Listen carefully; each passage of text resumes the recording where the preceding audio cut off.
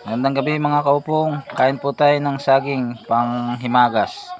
Pero may napansin po ako dito sa saging namin. Bigay ni tatay. Tingnan niyo po yung saging. Di ba po kambal lang po ang pangkaraniwan. Ay ito po hindi kambal. Triplets. Oh, isa, dalawa, tatlo. Oh. Yan, pwede pong hatiin, oh. Galing po, ano po? Tatlo po yan. Yung pinakagitna ay maliit lang. Kumbaga na pit-pit. Tatlo po talaga sila. O, ayan. Pwedeng hatiin. Triplets. O, 1, 2, 3. Hindi naman po ito kasama. Nakabukod po yan. Yung mga sariling balat yan. Kakaiba po, ano, mga kaupong. Sa inyo po bang lugar may ganyan din po?